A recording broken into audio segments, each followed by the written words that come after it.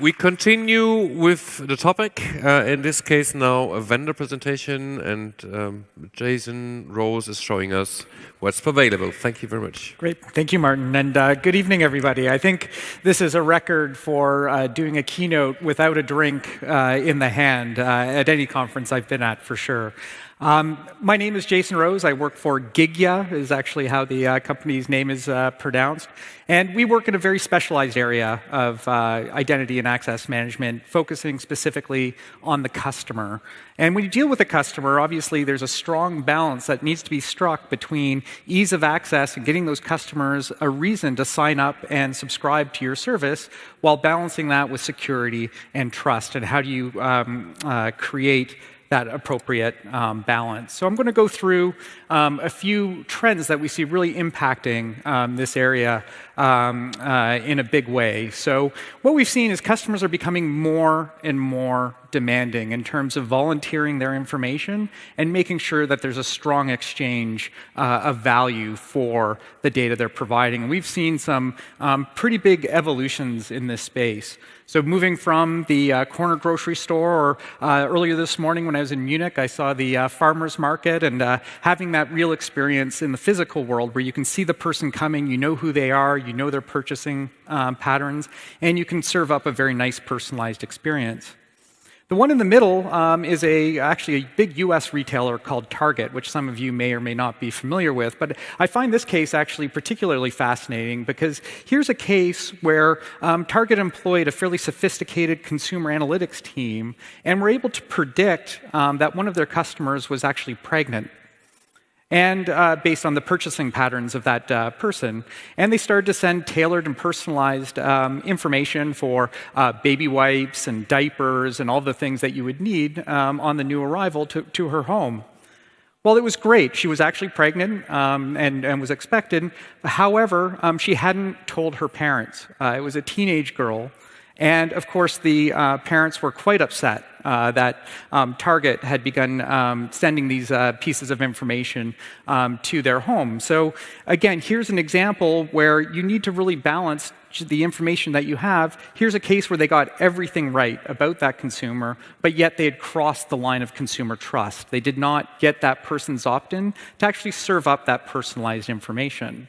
Now, finally, if you use things like, this is an example of Google Now, where Google has even gone beyond the point where you don't even need to search for the weather. I wake up in the morning, it tells me the weather in Munich, it tells me about the approximate time to get from my hotel to the conference here so I can leave on time, it alerts me. It really begins to serve up a very nice personal experience for me, and in doing so, Google has actually built one of the most trusted brands on the entire internet by innovating entire products around their customer understanding.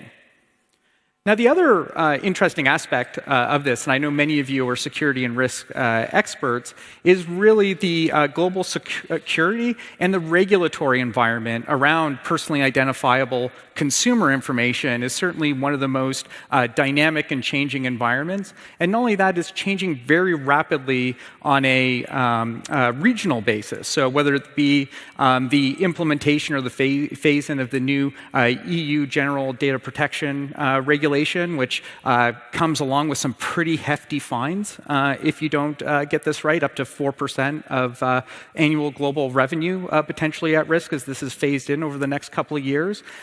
But even more importantly, in many cases, is the reputational risk that you face. I know in the United States, with consumer credit cards being breached on a regular basis, big retailers are actually facing massive loss of customers, impacting the bottom line, and actually seeing incredible turnover in executive teams that allow these types of breaches to happen.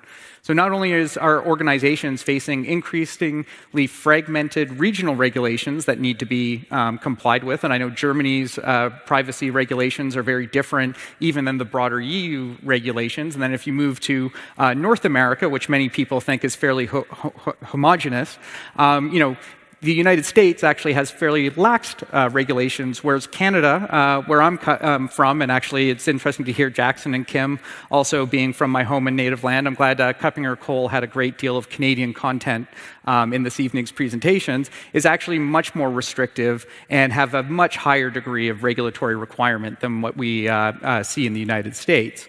So again, organizations are now forced to really look at this not only in terms of the risk to the reputation, but also in terms of the global environment they're operating in and how do they manage this ever-evolving landscape of requirements.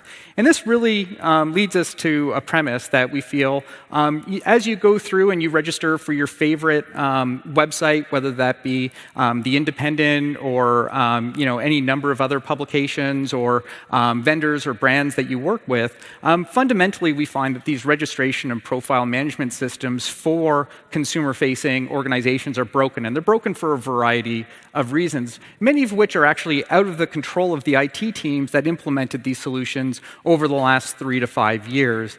And certainly the first of these is no surprise, right?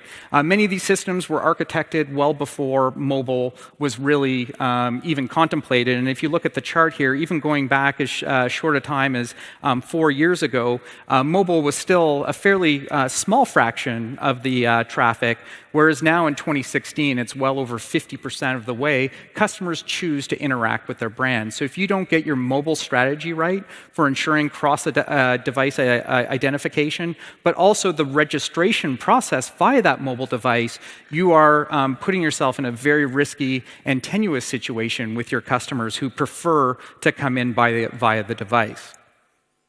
We're also seeing a trend now towards multi-factor authentication, and eventually we expect to see the death of the password. And I don't think there will be a very big group of mourners when the password does eventually die, because it is certainly the bane of most people's existence. I know I can never remember a password. If it's not one of 2 or 3 pre-selected passwords I have, forget it, I'm going into the lost password workflow and getting a second factor of authentication. So this is a trend that we're seeing, that really most registration systems are focused around this concept of having either an email address, a user logon, and a password. And really we're seeing a drastic change in terms of people really wanting to strike a more secure environment. We recently did a survey where we found 80% of people feel that a biometric authentication is actually more secure than a traditional username and password combination.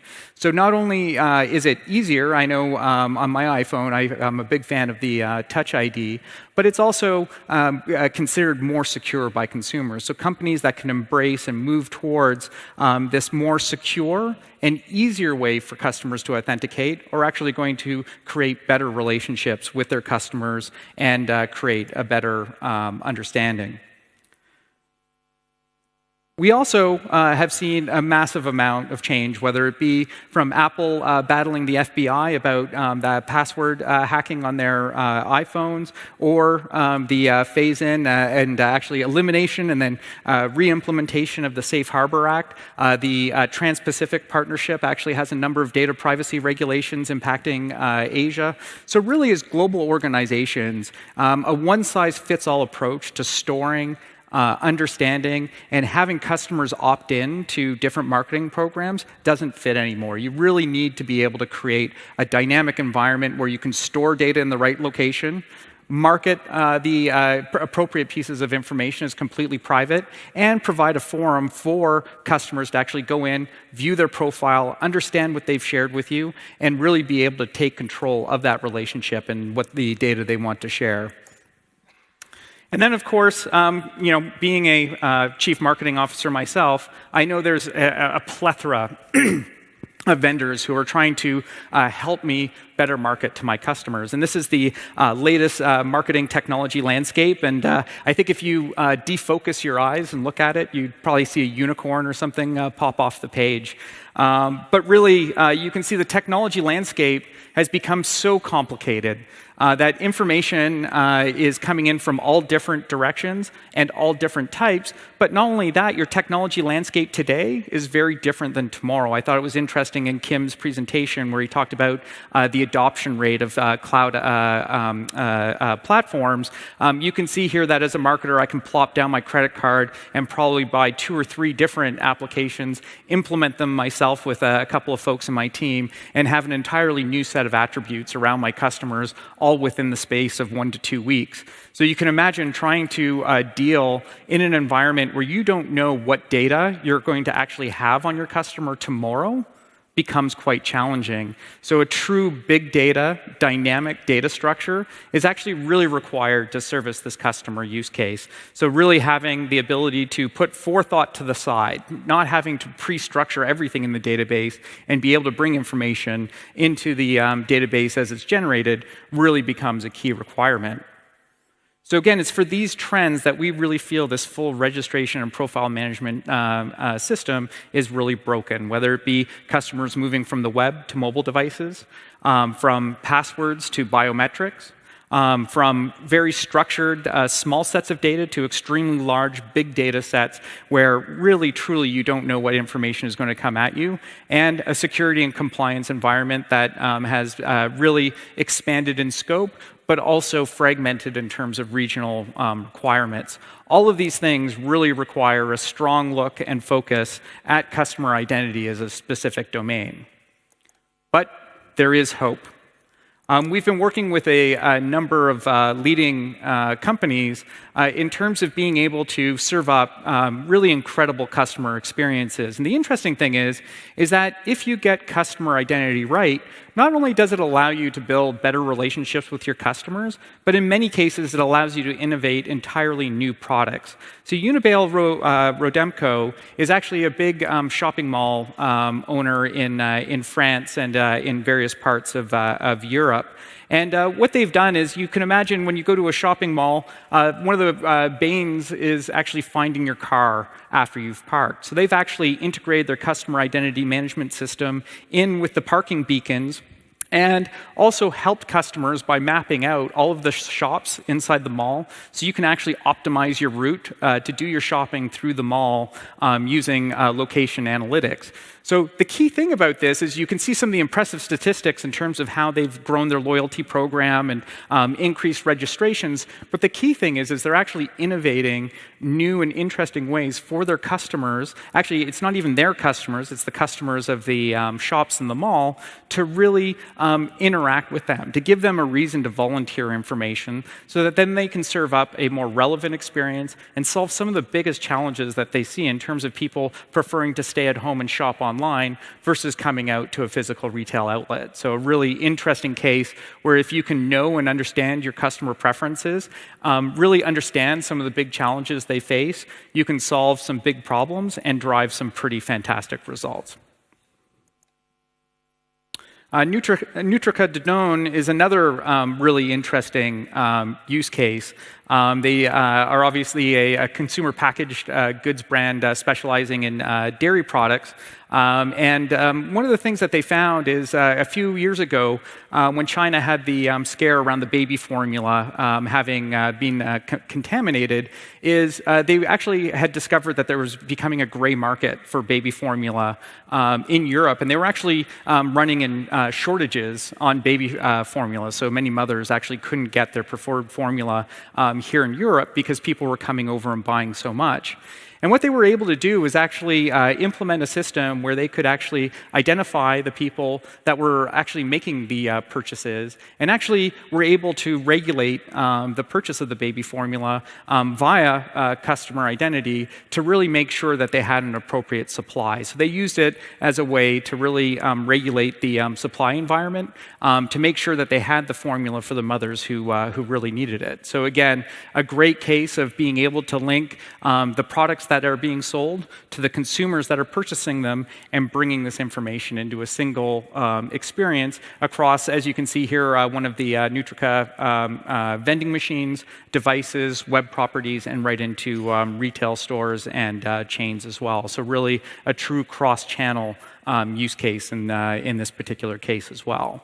So really, again, the examples here being cases where not only have they been able to leverage customer identity to really drive logins and signups and build relationships, but also to innovate entirely new ways of interacting with their customers. So really, as we look at customer identity platform management, we look at it in terms of 3 key steps in that process. The first is actually providing a reason for those customers to connect with you as a company and as a brand. So whether that be in the case of Unibail Rodamco, where they innovated their new parking and mall kind of transport application, to being able to make that registration process as seamless as possible via things like social login, biometrics, multi-factor authentication, and then being able to integrate that in with either loyalty programs, gamification, and other types of activities so that people really have that reason to volunteer their information and receive value in exchange for the data they're volunteering to you. Now, the second step in this process we look at is around collecting the information. As you collect information, many marketing departments are big purchasers of third-party data, right? Web-click data, clickstream data from third-party sources. But really what we see in the customer identity management space is we really want to deal in the first-party space. This way we can ensure that we know who you are and that you've opted into the appropriate offers that are being sent to you so you don't run into a misstep, as in the case of Target that I provided earlier. But in doing so, you also want to provide transparency and providing that mechanism by which your customers can actually manage their own profile, see what information they've given to you, and actually maybe even provide you more information through things like something we call progressive profiling, where maybe in the first instance, all you ask for is username and password, but as somebody builds a relationship with your company and your brand, maybe you would ask for, if it was if you were selling cameras, you would ask, what type of photographer are you? Are you a casual photographer taking pictures of your family?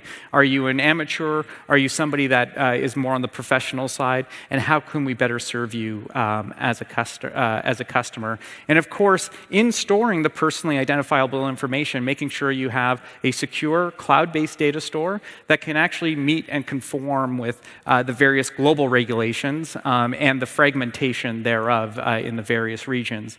And then finally, making sure that as a brand, you're actually using this information in the most effective way to help your sales, marketing, but also customer service, support, and to innovate around new products. So really being able to connect this information back into all of your other marketing ecosystem, customer service ecosystem, and sales ecosystem of tools to make sure you're leveraging that information in an appropriate way. So this is really how we look at the kind of end-to-end customer identity management space with the big trends of building more customer intimacy and trust based on secure first-party opt-in and building trusted relationships, making sure that we're fixing a lot of the big problems we see around mobility, passwords, big data, security and compliance, and then being able to really connect with customers, collect the appropriate profile information with a transparent, trusted framework, and then being able to utilize that information to make sure you're serving up the best possible customer experience and innovating new products. So with that, I'd like to thank you very much for your time, and I hope you enjoy the rest of the evening. Thank you. Thank you very much, Jason. Very much on time. There's no questions in the system. Nobody submitted a question, but I still have one question from my side. To what extent are you using big data technology in your platform? That's a great question. So we actually, inside Gigya, we're storing about 800 million customer identities in our cloud data store as of today. We actually store all of that data in a NoSQL data store, which enables us basically to define certain fields in the data for opt-ins or usernames, passwords, things that are known up front, but then basically have almost an endless append to the record that if Facebook, say, were to change their terms and conditions and provide more information, we would be able to automatically bring that in without having to change or recast the data store. Okay, very interesting. Thank you very much again. Great, my pleasure. Thank you.